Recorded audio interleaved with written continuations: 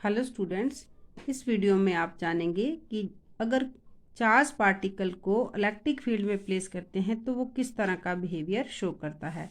तो सबसे पहले हम कंसीडर करते हैं कि इलेक्ट्रिक फील्ड में हमने कंसीडर किया कि एक plate A which is carrying positive charge and plate B which is carrying negative charge. As we know that the direction of electric field is always from positive to negative.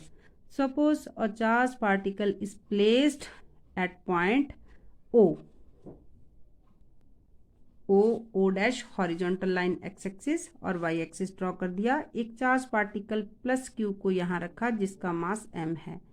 When it will start moving with velocity u in horizontal direction में तो वो किसी तरह की कोई deflection show नहीं करेगा, but जब चार्ज पार्टिकल इलेक्ट्रिक फील्ड में एंटर करता है तो इस तरह से वो डिफ्लेक्शन शो करता है। एंड पॉइंट जैसे ही वो इलेक्ट्रिक फील्ड से बाहर निकलता है तो वो स्ट्रेट पाथ पे मूव करता है।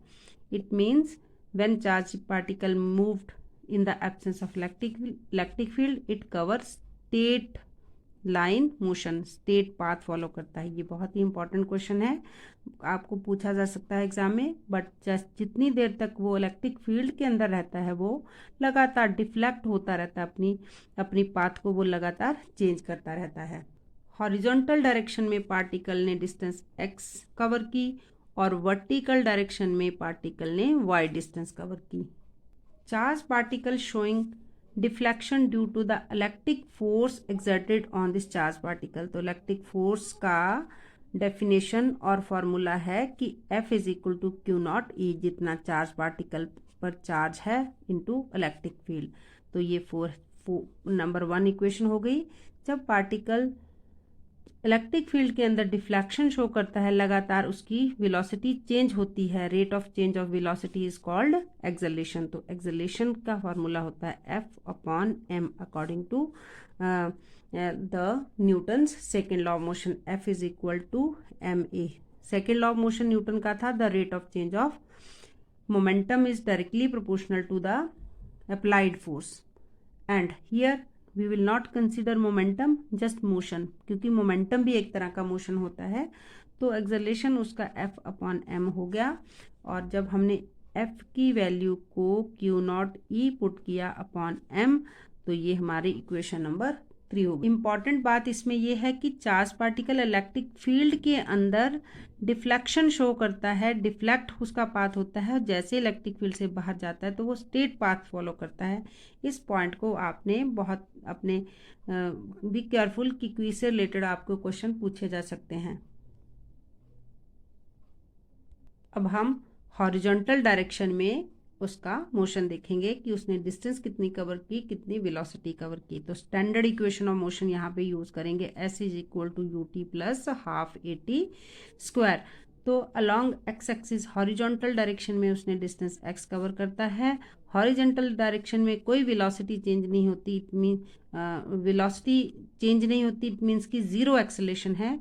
और वेलोसिटी पार्टिकल्स की जितनी वेलोसिटी से वो एंटर करता है उतनी वेलोसिटी से ही वो यहाँ तक मूव करता है, बट वो एक्सेलरेट होता है।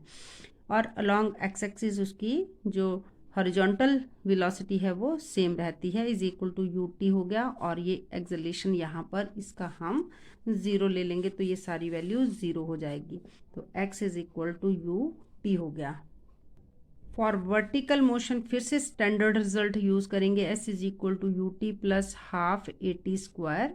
बट y के अलॉन्ग उसने डिस्टेंस y कवर की है और डिस्टेंस इनिशियल वेलोसिटी u 0 लेंगे, क्योंकि अलॉन्ग y एक्सिस वो लगातार एक्सेलरेट हो रहा है। किस डायरेक्शन में एक्सेलरेट हो रहा है? in the direction of electric field, because we have taken charge particle positive charge particle है तो वो इलेक्ट्रिक फील्ड की डायरेक्शन में एक्सेलरेट करेगा। अगर नेगेटिव है तो इलेक्ट्रिक फील्ड की ऑपोजिट डायरेक्शन में वो एक्सेलरेट करेगा। तो अब हम इसको सॉल्व करते हैं। इज इक्वल टू a, यहाँ t स्क्वायर होता है। अब t की वैल्यू यहाँ से हम फाइंड आउट करेंगे x अपॉन u, जिसको हम यहाँ पर इस वैल्यू को पुट अप करेंगे x अपॉन u का स्क्वायर, साथ में ये वाला a और ये हाफ, और y इज इक्वल टू जब हम इसको फिर से सॉल्व करते हैं, y is equal to half, और a की वैल्यू को हम कहाँ से लेंगे, ये जो हमारा एक्सेलरेशन पार्टिकल का एक्सेलरेशन जो फाइंड किया था मैथमेटिकली, और acceleration in the direction of electric field, तो यहाँ पे एक्सेलरेशन की value Q not E, Q not की जगह हम Q भी ले सकते हैं, अपॉन M, और साथ में एक्स स्क्वायर और यू स्क्वायर। जब हम इसको थोड़ा सा अरेंज करेंगे तो Q E upon 2M you square और एक्स स्क्वायर, ये सारी वैल्यू कांस्टेंट है, तो इसको हम y इज इक्वल टू के एक्स स्क्वायर इस तरह से, और ये एक सेकेंड डिग्री इक्वेशन है, और इसका ग्राफ जो होता है वो पैराबोलिक इन नेचर, पैराबोला इस तरह की शेप को कहते हैं, ऐसे भी हो सकता है, बट हमारे डायग्राम के अंदर जो हमारा इलेक्ट्रिक फील्ड में चार्ज पार्टिकल का बिहेवियर है वो ये कर्व पाथ शो कर रहा है। दिस टाइप ऑफ जो शेप ऑफ द ग्राफ है, ग्राफ लाइन है, that is parabolic in nature. तो वेरी वेरी इंपॉर्टेंट पॉइंट, और ये इक्वेशन आपको एमसीक्यू क्वेश्चन में पूछी जा सकती है। 3 स्टार यहाँ लगा दिए हैं, या और ये भी एक रिलेशन आपसे पूछा जा सकता है। तो it is a very very important topic, और इसमें जो मेन क्वेश्चन है कि what is the nature of the path followed by a charged particle when it is placed in an electric field, so we can say that it is parabolic in nature. Have some more pointed regarding this topic which can be asked in examination.